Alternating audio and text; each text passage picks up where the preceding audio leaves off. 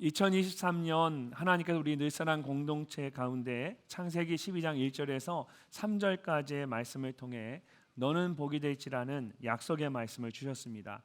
하나님께서 주신 복을 우리 안에 머물러 있게 하지 말고 복의 통로가 되어서 마음껏 흘려보내라는 말씀이었습니다.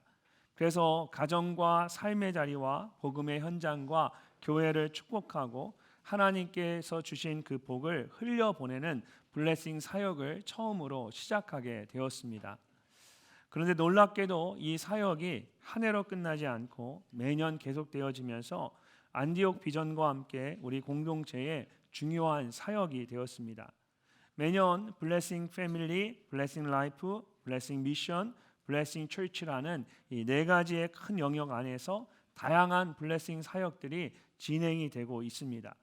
실제로 작년 한 해 동안 블레싱 가정 예배에 430명, 더 블레싱 센터에 63명, 블레싱 스쿨과 캠퍼스에 106명, 블레싱 중동 아프리카에 57명, 블레싱 어린이에 80명, 블레싱 제주에 100명, 블레싱 예배당 기도에 146명, 총 982명의 성도님들이 블레싱 사역에 참여를 하셨습니다.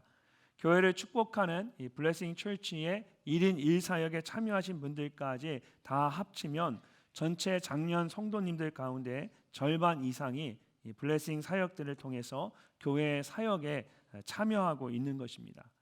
너는 복이 될지라는 말씀을 따라서 하나님께서 우리 공동체에 주신 그 복을 흘려보내려고 한 것뿐인데 오히려 하나님께서 우리 공동체를 더 건강하고 더 풍성하게 만들어 주셨습니다.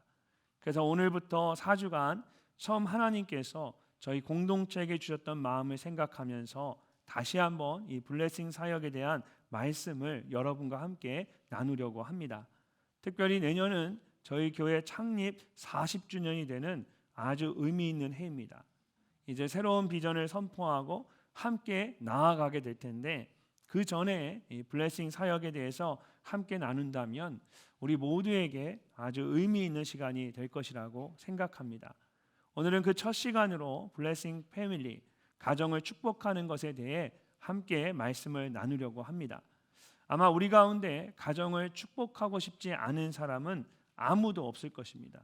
모든 분들이 자신의 가정이 하나님의 복을 받고 건강하게 세워지기를 바라실 것입니다. 그런데 이것이 우리의 뜻대로 잘 되지가 않습니다. 특별히 가정 안에 있는 자녀들을 보면 미안한 마음도 있고 답답한 마음도 있습니다. 자녀들을 잘 키우고 싶은데 그렇게 되지 않기 때문입니다. 심지어 그것이 부모인 나의 잘못이라고 느껴질 때도 있습니다. 사랑하는 성도 여러분, 어떻게 하면 우리 가정이 하나님께서 세우시는 복된 가정이 될 수가 있을까요? 블레싱 패밀리, 가정을 축복하는 복의 통로가 되기 위해서 우리는 어떻게 해야 할까요? 오늘 말씀을 통해 하나님께서 세우시는 복된 가정에 대해서 함께 생각해 보기를 원합니다. 가장 먼저 가정은 하나님께서 세우셔야 합니다. 하나님께서 세우셔야 합니다. 그렇지 않으면 우리의 모든 수고와 노력이 헛될 뿐입니다. 하나님께서 세워주시고 지켜주셔야 합니다. 그래야만 하나님의 복을 마음껏 누리는 복된 가정이 될 수가 있습니다. 1절 말씀을 함께 읽어보도록 하겠습니다.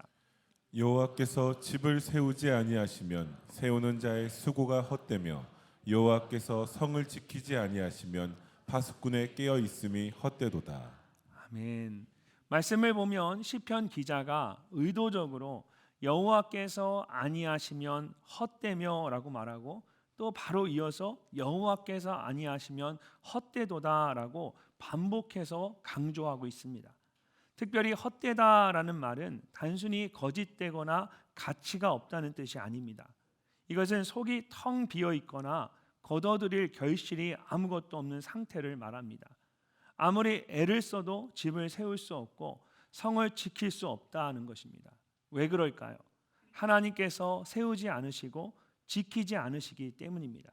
특별히 세우는 자의 수고와 파수꾼의 깨어있음이라고 말할 때에 계속해서 반복되는 동작을 의미하는 미완료 시제를 사용했습니다. 반면에 헛되며와 또 헛되도다라고 말할 때는 모든 것이 완전히 이루어졌음을 의미하는 완료형 시제를 사용했습니다. 아무리 수고를 하고 애를 써도 결국 아무 소용이 없다는 뜻입니다. 왜 그렇습니까? 하나님께서 세우지 않으시고 지키지 않으시기 때문입니다. 이 말은 반대로 말하면 집을 세우고 성을 지키는 일이 전적으로 하나님께 달려있다는 뜻이기도 합니다. 집을 세우는 자가 아무리 열심히 수고를 해도 성을 지키는 파수꾼이 밤새도록 깨어 있어도 결국 그 모든 것이 하나님께 달려 있습니다. 하나님께서 집을 세우시고 성을 지켜 주셔야만 합니다. 이것은 우리의 가정도 마찬가지입니다. 여호와께서 집을 세우지 아니하시면 이라고 말할 때 이 집을 세운다는 것은 문자적으로 돌과 진흙으로 집을 짓는 것을 말하기도 하지만 그 외에도 성경을 보게 되면 가정을 세우는 것, 자손을 낳는 것, 왕조를 세우는 것, 백성의 수를 늘리는 것 등 다양한 의미로 쓰여지고 있습니다. 또한 여호와께서 성을 지키지 아니하시면이라고 말씀하실 때 성을 지킨다는 것은 집보다 더 큰 마을이나 도시를 의미하는 것일 수 있습니다. 또는 삶의 영역 전체를 말하는 것일 수 있습니다. 이런 모든 것들을 하나님께서 지켜주셔야만 한다는 것입니다. 실제로 최근에 중동 지역에서 발견된 성벽들을 보면 약 30m 간격으로 이 파수꾼들이 사용했던 높은 망대가 있었다고 합니다. 당시의 사람들은 성 안에서 일어나는 사고들을 대비하고 외부의 침략으로부터 성을 지키기 위해서 항상 파수꾼들을 세웠습니다. 또한 한 해 동안 수고한 곡식이나 열매를 추수할 때가 되면 그것을 지키기 위해서 파수꾼들을 세우기도 했습니다. 이렇게 집과 성을 지키기 위해서 완벽하게 준비를 하고 애를 써도 아무 소용이 없다는 것입니다. 하나님께서 세워주시고 지켜주시지 않으면 결국 무너지고 망할 수밖에 없습니다. 그러므로 내가 아니라 하나님께서 나의 가정과 삶을 지켜주셔야만 합니다. 그것이 나의 가정을 세우고 나의 삶을 지킬 수 있는 유일한 방법입니다. 이어지는 2절 말씀을 보면 시편 기자는 이 사실을 더욱더 분명하게 말하고 있습니다. 너희가 일찍이 일어나고 늦게 누우며 수고의 떡을 먹음이 헛되도다. 그러므로 여호와께서 그의 사랑하시는 자에게는 잠을 주시는도다. 아멘. 어디서 많이 들어봤던 말씀이죠. 앞에 부분은 잘 모르겠는데 뒤에 있는 부분은 여호와께서 그의 사랑하시는 자에게 잠을 주시는도다. 불면증으로 시달리시는 분들 항상 이 말씀 붙잡고 기도하시잖아요. 사랑하는 자에게는 잠을 주시는도다. 하나님 사랑하는 자에게 잠을 주십시오. 근데 우리가 이 뜻이 무슨 의미인지는 정확히 알고 쓰셔야 될 것 같아요. 사실은 이렇게 뚝 띄워서 우리가 원래 의미와 상관없이 조금은 상관이 있는 것 같지만 정말 상관없이 그냥 잘못 사용하는 경우가 있습니다. 이게 무슨 뜻일까요? 일찍 일어나고 늦게 누우며라는 말은 하루를 길게 사용하는 것입니다. 조금이라도 더 일하려고 잠도 줄이고 애를 씁니다. 근데 그 모든 노력이 아무 소용이 없다는 것입니다. 또한 수고의 떡을 먹음이 헛되도다라고 말하는데 여기서 이 수고의 떡은 고통스럽게 얻은 양식이라는 뜻입니다. 새벽부터 한밤중까지 힘들게 일하며 얻은 물질을 상징하는 것입니다. 이렇게 밤낮으로 열심히 일하고 많은 물질을 모으면 나와 내 가정이 행복할 것이라고 생각했습니다. 그런데 내 마음이 더 불안하고 답답한 것입니다. 가정 안에도 평안함이나 기쁨이 없고 오히려 원망과 불평이 가득합니다. 왜 그럴까요? 참된 평안과 만족은 오직 하나님께서만 주시는 것이기 때문입니다. 방금 읽은 이전 말씀을 다시 보면 마지막에 그러므로 여호와께서 그의 사랑하시는 자에게는 잠을 주시는도다라는 말씀이 나옵니다. 여기서 그러므로라고 번역된 말은 사실 위에 있는 것과 비교해서라는 의미에 더 가깝습니다. 지금까지 헛되며 헛되도다 말한 것과 비교했을 때 전혀 다르다는 것입니다. 내가 집을 세우기 위해서 아무리 수고를 해도 소용이 없었습니다. 나의 삶을 지키기 위해서 밤낮으로 애를 썼는데 내 마음대로 되지 않았습니다. 아침에 일찍 일어나서 밤늦게까지 열심히 일을 했는데도 괴로움만 결국 더할 뿐입니다. 그런데 이런 것들과 비교할 수 없는 전혀 다른 것이 있다라는 것입니다. 그것은 내가 애쓰고 노력해서 얻는 것이 아니라 하나님께서 그의 사랑하시는 자에게 주시는 것입니다. 우리말로는 그냥 잠을 주시는도다라고 되어 있지만 히브리어에서 이 잠은 세상의 모든 근심과 걱정에서 벗어난 가장 평안한 상태를 말합니다. 우리는 내가 수고하고 애를 써야만 나의 가정이 평안하고 나의 삶을 지킬 수 있다고 생각합니다. 그래서 잠시도 쉬지 못하고 밤낮으로 수고하며 수고의 떡을 먹듯 힘겨운 하루하루를 살아갑니다. 그러나 그런 노력과 수고만으로는 절대로 나의 가정과 삶이 행복해질 수 없습니다. 진정한 평안과 기쁨은 하나님께서 주시는 것이기 때문입니다. 특별히 주시는도다라고 말할 때 시편 기자가 계속되는 동작을 의미하는 미완료 시제를 사용했습니다. 하나님께서 사랑하시는 자에게 평안과 기쁨을 주시는데 그냥 잠깐 주는 것이 아니다라는 것입니다. 계속해서 부어주십니다. 잠들어 있는 순간에도 심지어 계속해서 내게 필요한 것을 주시는 것입니다. 그래서 세번역 성경은 이 말씀을 이렇게 번역을 했습니다. 진실로 주님께서는 사랑하시는 사람에게는 그가 잠을 자는 동안에도 복을 주신다. 아멘. 자, 이 말의 핵심이 잠을 주신다에 있지 않습니다. 잠을 자는 동안에 하나님이 그에게 복을 주신다는 거죠. 사랑하는 성도 여러분, 하나님께서는 우리에게 무엇이 가장 필요한지를 누구보다 잘 알고 계십니다. 그래서 우리가 잠들어 있는 순간에도 우리에게 꼭 필요한 것을 주시기 위해서 하나님은 계속해서 우리의 삶 가운데 일하고 계십니다.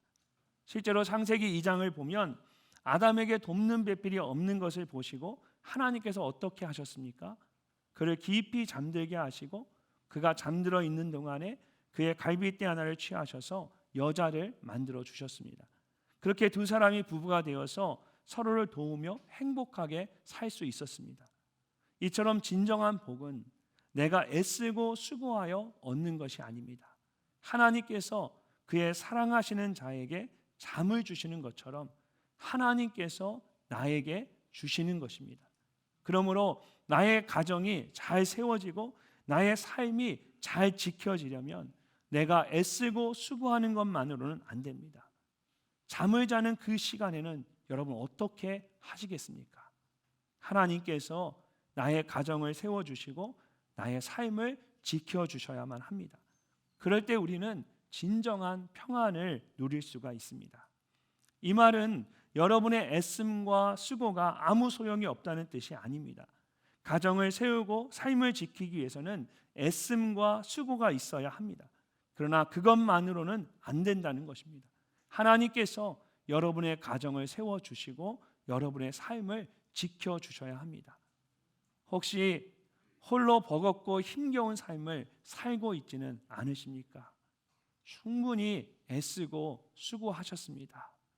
이제는 하나님께 맡기십시오. 하나님만이 여러분의 가정을 온전히 평안하게 하시고 꼭 필요한 것을 여러분의 삶 가운데 주실 수가 있습니다. 하나님께서 세우시는 가정이 가장 복된 가정입니다. 여러분의 가정과 삶이 하나님께서 주시는 그 복으로 가득하시기를 주님의 이름으로 축복합니다. 두 번째로 가정은 하나님께서 맡기신 기업입니다. 우리의 소유물이 아니라 하나님께서 잠시 우리에게 맡기신 선물이라는 뜻입니다. 그래서 우리는 청지기와 같은 마음으로 하나님께서 맡기신 가정에 대한 책임을 다해야 합니다. 3절 말씀을 함께 읽어보도록 하겠습니다. 보라, 자식들은 여호와의 기업이요 태의 열매는 그의 상급이로다. 아멘. 보라는 말은 히브리어의 감탄사로 behold, 주목이라는 뜻을 가지고 있습니다. 주목해서 바라보라는 것입니다. 그러면서 앞에 1절과 2절에서 했던 말씀을 좀 더 분명한 확신을 가지고 구체적으로 선포하기 시작합니다. 그것은 자식들에 대한 것입니다. 보라 자식들은이라고 말할 때 이 자식들이라는 뜻으로 사용된 히브리어 단어가 바님입니다. 그리고 앞에 1절과 2절에서 집을 세우지 아니하면이라고 말할 때 집이라는 뜻으로 사용된 히브리어 단어가 바이트이고 세우다는 뜻으로 사용된 단어가 바나입니다. 그래서 원래 쓰여진 대로 히브리어 성경으로 이 말씀을 읽어보면 자식들이라는 단어와 앞에 집이나 세우다라는 단어가 서로 많이 비슷하다는 것을 알 수가 있습니다. 앞에서 말한 집을 세운다는 말씀과 이제 말하려고 하는 자녀들에 대한 말씀이 서로 연결되어 있다는 것을 강조하기 위해서 시편 기자가 의도적으로 이런 단어들을 사용한 것입니다. 이처럼 가정을 세운다는 것은 곧 자녀들을 잘 세우는 것과 같습니다. 아직 결혼을 하지 않거나 아직 자녀들이 없는 가정은 피부로 잘 와닿지 않겠지만 자녀들이 있는 가정은 모두 이것에 동의를 하실 겁니다.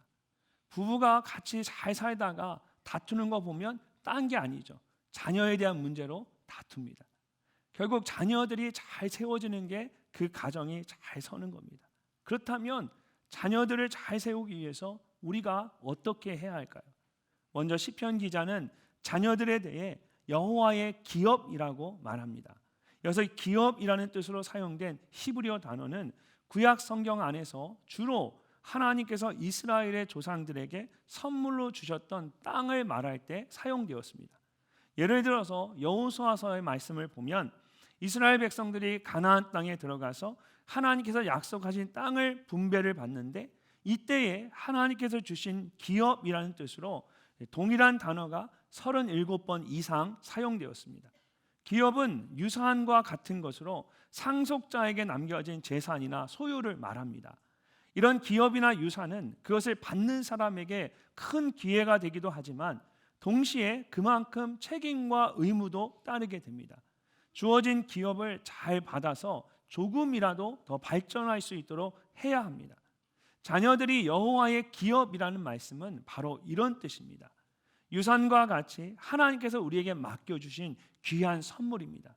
그런데 그냥 기뻐하고 좋아할 뿐만 아니라 그런 자녀들을 잘 키워낼 책임과 의무가 부모인 우리 모두에게 있습니다. 이 사실을 결코 잊어서는 안 됩니다. 또한 시편 기자는 태의 열매는 그의 상급이로다라고 말합니다. 상급이라는 단어의 기본적인 뜻은 리워드로 보상이나 임금을 의미합니다. 태의 열매인 자녀들을 하나님께서 하나님을 경외하는 자에게 베푸시는 상으로 표현을 한 것입니다. 이스라엘 사람들은 자녀들을 하나님께서 그들의 결혼 생활에 주실 수 있는 가장 큰 축복으로 여겼습니다. 특별히 생활 환경이 많이 열악하고 알 수 없는 질병들로 어린아이들의 사망률이 굉장히 높았던 시대에 자녀들이 건강하게 태어나서 자란다는 것은 그 가정을 향한 하나님의 놀라운 은혜였습니다. 또한 자녀를 열매라고 표현한 것을 보면 시편 기자가 이 자녀들을 어떻게 생각하는지를 잘 알 수가 있습니다. 당시의 열매는 전적으로 하나님께서 주시는 것이었습니다. 이른 비와 늦은 비로 풍성하게 채워 주셔야만 많은 열매들을 거둘 수가 있었습니다. 그래서 당시 사람들에게는 열매를 볼 때마다 하나님에 대한 깊은 감사가 있었습니다. 마찬가지로 귀한 자녀들을 주신 것이 전적인 하나님의 은혜이고 감사의 제목이라는 것입니다. 그러므로 자녀들을 볼 때마다 우리가 그 은혜를 잊지 않고 감사할 수 있어야 합니다. 오늘 가정으로 돌아가셔서 여러분의 자녀들에게 이렇게 한번 꼭 말씀해 보시기 바랍니다. 너는 하나님께서 아빠 엄마에게 주신 가장 귀한 선물이고 은혜란다. 아빠 엄마는 너로 인하여 하나님께 참 감사해. 선물, 은혜, 감사라는 단어를 넣어서 여러분의 자녀들에게 꼭 한번 이야기해 주시기 바랍니다. 저는 제가 저희 자녀들에게 이런 말을 많이 했다고 생각했는데 제가 최근에 진실을 알았습니다. 제가 저희 아이들과 거의 대화를 하지 않았다는 내부 고발이 있었어요. 그래서 요즘은 집에 돌아가면 제일 먼저 저희 막내를 불러서 한번 꼭 안아주고 잘 지냈냐? 옆에서 이야기하고 한참을 같이 있습니다.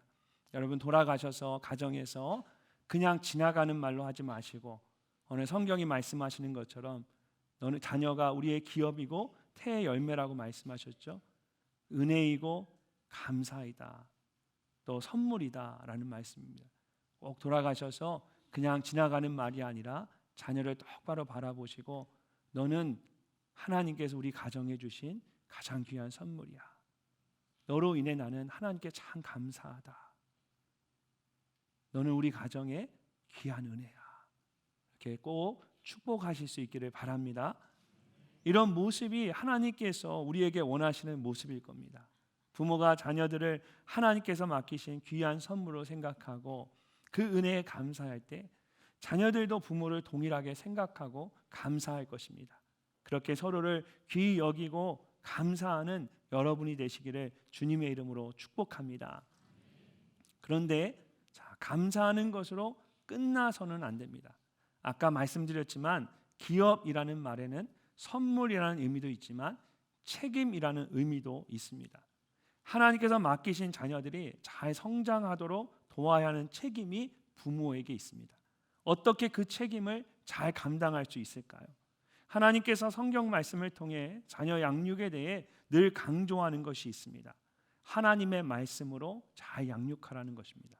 그리고 이 책임이 가장 먼저 가정 안에서 자녀들과 함께 생활하는 부모에게 있습니다.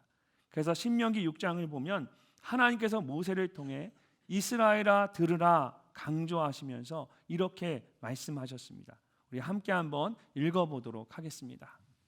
오늘 내가 내게 명하는 이 말씀을 너는 마음에 새기고 내 자녀에게 부지런히 가르치며 집에 앉았을 때에든지 길을 갈 때에든지 누워 있을 때에든지 일어날 때에든지 이 말씀을 강론할 것이며 너는 또 그것을 내 손목에 메어 기호를 삼으며 내 미간에 붙여 표로 삼고 또 내 집 문설주와 바깥문에 기록할지니라. 아멘.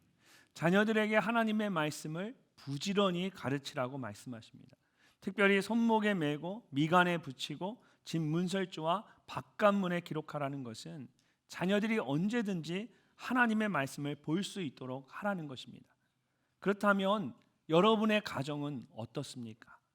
자녀들이 늘 볼 수 있는 거실 테이블이나 식탁 위에 무엇이 있는지를 보면 알 수 있습니다. 그 위에 늘 놓여져 있는 것이 여러분이 가장 관심을 갖는 것이고 가족이나 자녀들도 그것을 통해 가장 큰 영향을 받기 때문입니다. 저희 집의 식탁에는 항상 성경책이 놓여져 있습니다. 그냥 놓여져만 있는 것이 아니라 늘 성경 말씀을 읽는 자리입니다. 어려서부터 자녀들에게 그런 모습을 계속 보여줬습니다. 그러면서 자녀들이 하나님의 말씀을 더 가까이 하게 되었고 지금도 서로 떨어져 있지만 각자 있는 곳에서 매일 말씀을 묵상하면서 말씀대로 살아가고 있습니다. 사랑하는 성도 여러분, 하나님께서 가정과 자녀들을 가장 귀한 선물인 기업과 상급으로 주셨음을 믿는다면 저와 여러분이 해야 할 일은 하나님의 말씀으로 그 가정과 자녀들을 세워가는 것입니다. 하나님께서 맡기신 가정과 자녀들이라면 하나님의 말씀으로 세우는 것이 마땅합니다. 가정과 자녀들을 귀히 여기며 감사할 뿐만 아니라 하나님의 말씀으로 바르게 세워가는 여러분이 되시기를 주님의 이름으로 축복합니다. 마지막으로 가정은 하나님께서 주신 가장 큰 축복입니다. 특별히 그런 가정에서 가정 모두를 웃게 하는 자녀들은 하나님께서 주신 가장 귀한 선물입니다. 저희 가족들 중에도 정말 제일 아주 어린 아이가 하나 있는데요. 저에게는 이제 손녀죠. 제가 작은 할아버지예요. 믿겨지지 않으시겠지만 어느 순간 제가 이제 조카가 결혼을 해서 아이를 낳아서 제가 할아버지가 됐어요. 근데 명절 때마다 또 가족이 모일 때마다 온 식구가 둘러앉아서 그 조그만 애가 뭐라고 그 가운데 세워놓고 그냥 그 아이들 보면서 다들 너무 즐거워하고 기뻐하는 거예요. 제가 보면서 야, 저 아이가 없었으면 어땠을까 그런 생각을 해봅니다.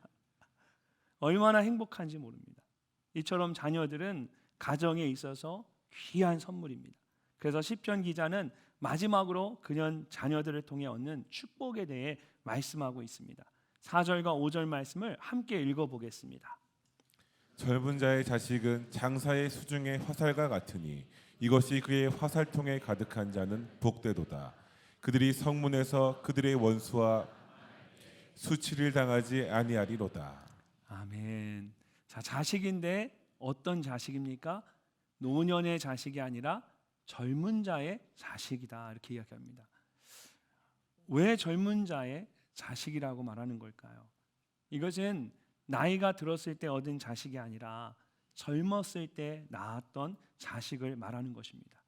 처음에 가정을 이루고 기초를 다질 때에 여러 가지 어려움들이 있습니다. 여러분, 처음 부부가 되어 가정을 이루고 터전을 잡을 때 얼마나 힘들고 어려우셨습니까? 그런 힘든 시간을 함께 보낸 자식이니 얼마나 소중하겠습니까? 여기서 말하는 젊은 자식이라는 표현은 그렇게 힘든 시간을, 미숙했던 시간을 함께 보냈던 나의 그 자녀를 말하는 것입니다. 특별히 그런 자식들은 장사의 수중에 있는 화살과 같다고 합니다. 활과 화살은 인류가 제일 먼저 만든 무기들 중에 하나였습니다. 무엇보다 멀리서 적을 물리칠 수 있는 화살은 가장 강력한 무기였습니다. 그래서 구약 성경을 보면 주로 왕이나 장군들이 화살을 무기로 사용했습니다. 젊은 시절에 하나님께서 허락하신 자녀들이 화살과 같이 큰 힘이 되는 귀한 존재라는 것입니다. 그래서 이어지는 5절 말씀을 보면 이것이 그의 화살통에 가득한 자는 복되도다라고 말합니다. 여기서 이 복되도다라는 말은 단순히 행복하다라는 뜻이 아닙니다. 여기에는 더 크고 깊은 뜻이 담겨져 있습니다. 바로 하나님과의 관계입니다. 단지 자녀들이 많아서 행복한 것이 아니라 하나님과의 올바른 관계로 인해서 행복한 겁니다. 자녀들을 키우다 보면 부모님의 마음을 이해할 뿐만 아니라 그 자녀들로 인하여서 하나님의 마음도 더 깊이 이해하게 됩니다. 그러면 하나님과의 관계가 깊어지고 그 속에서 진정한 행복을 누리게 됩니다. 그런 면에서 화살통에 화살이 가득한 것처럼 자녀들이 많은 가정은 복되다라는 것입니다. 결혼을 하거나 첫 아이를 낳은 가정을 축복하며 기도할 때 제가 늘 하는 말이 있습니다. 자녀는 첫째가 가장 힘들다는 것입니다. 모든 것이 처음이라 힘들 수밖에 없습니다. 저희도 첫째를 키울 때는 어떻게 할지 몰라서 많이 힘들었습니다. 예전에, 그러니까 25년 전이에요. 저희 아이가 25이거든요. 지금 25년 전에 한번 이제 수련회를 같이 가는데 아이가 태어나고 얼마 안 있다가 아이 우유병을 소독하려고 저희가 그 브루스타하고 큰 냄비를 가지고 다녔습니다. 그러니까 25년 전에는 이제 마이크로웨이브에 전자레인지에 이제 소독하는 그런 게 없었어요. 그러니까 그때는 정말 무식하면 용감하다고 브루스타 가지고 가서 그 호텔 방에 들어가서 한쪽에 세면대에다가 물을 받아서 그 브루스타 위에 올려서 냄비를 끓여 가지고 우유병 하나하나를 그 안에 넣어서 이렇게 소독해서 사용했었습니다. 자, 그런데 둘째부터는 어떻게 했을까요? 그냥 뜨거운 물 쫙 틀어놓고 쓱쓱 닦고 나서 집어 넣어줬어요. 그래도 다 건강하게 자라더라고요. 첫째 때는 그걸 몰라가지고 그 고생을 했던 거예요. 이렇게 자녀는 여러분 홀수가 가장 힘듭니다. 첫째가 힘들고 셋째가 힘들어요.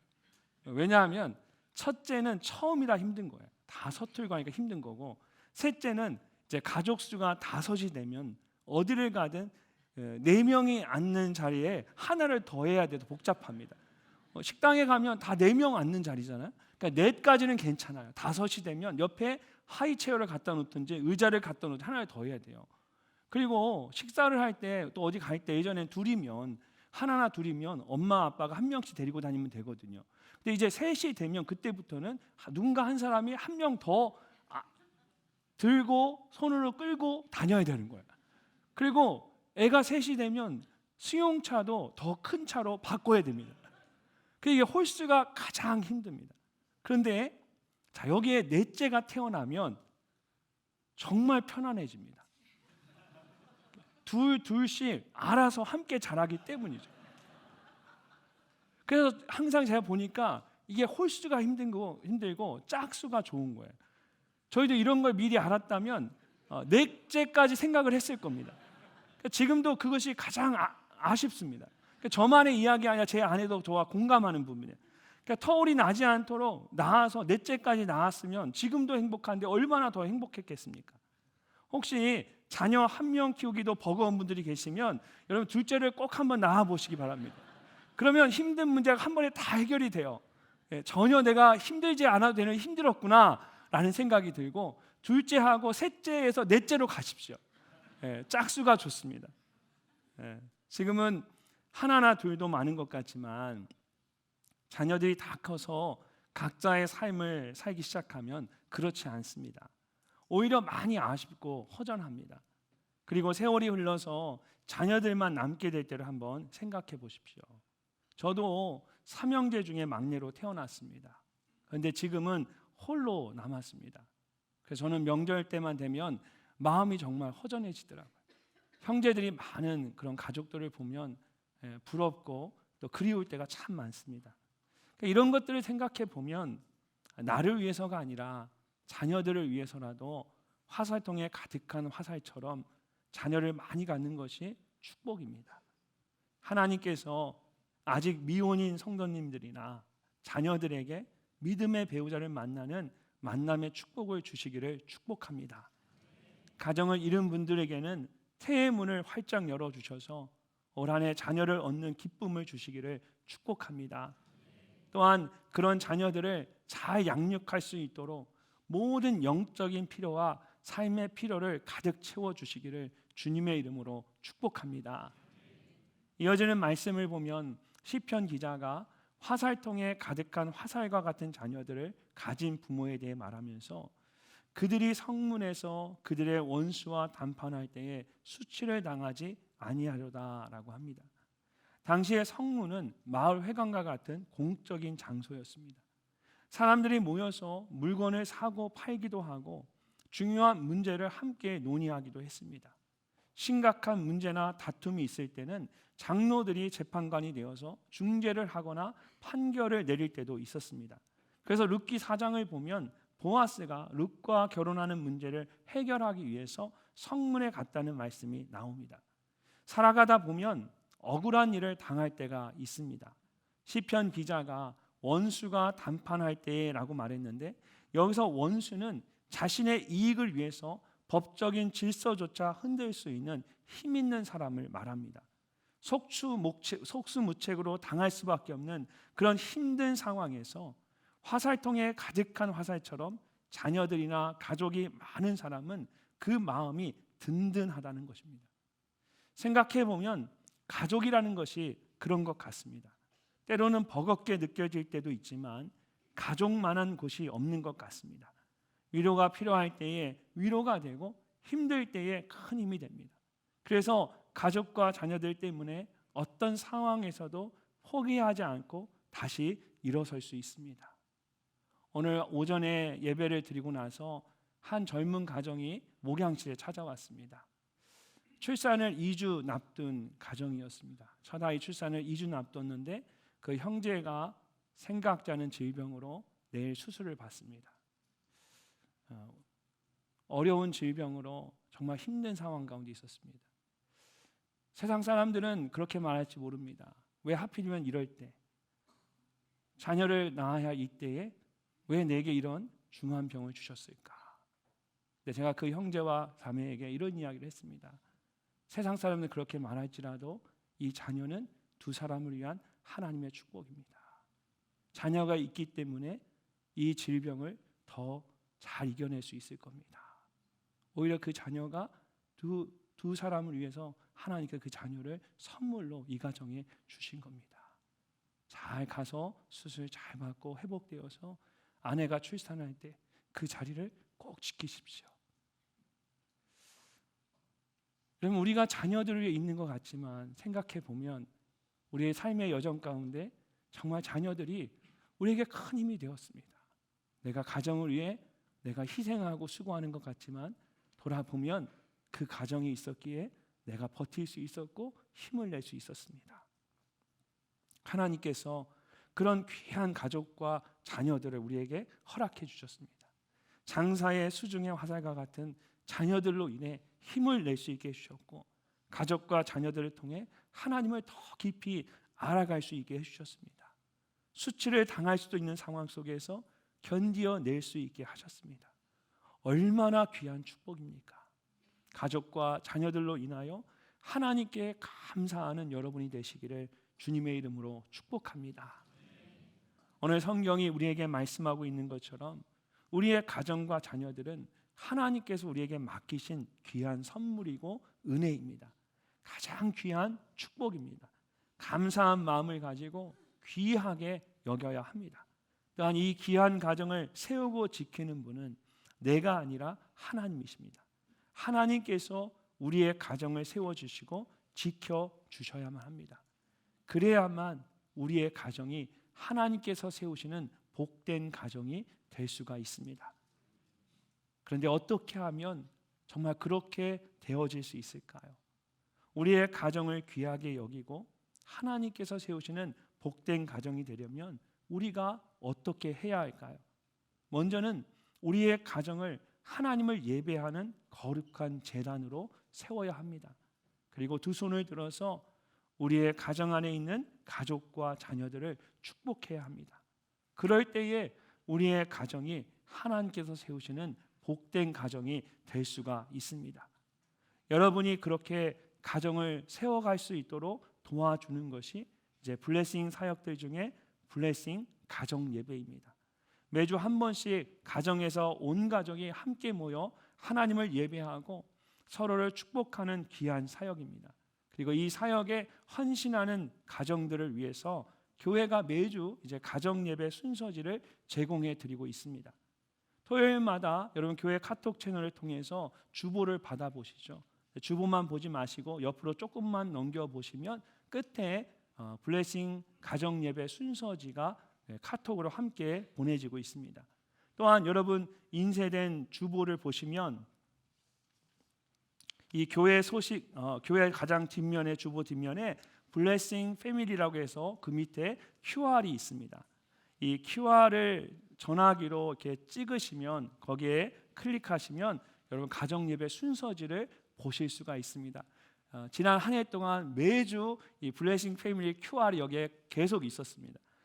이제부터 사용하시면 됩니다. 여러분 화면을 보시면 블레싱 가정 예배를 드리는 가정들이 찍어서 보내주신 사진들입니다. 가족들이 함께 예배를 드리는 모습이 정말 좋아 보이지 않습니까?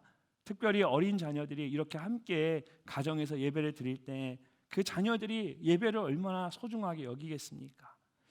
혹시 우리 가운데 자녀가 다 출가하고 혼자 계신 분들도 계실 겁니다.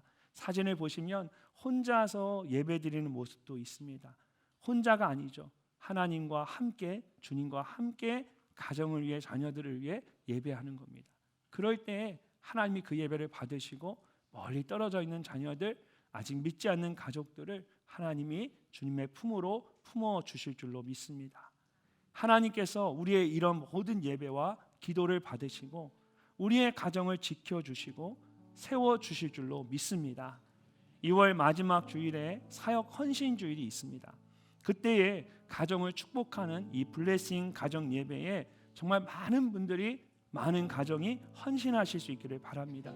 그렇게 늘사랑의 모든 가정들이 하나님께서 세우시는 복된 가정이 되시기를 주님의 이름으로 축복합니다.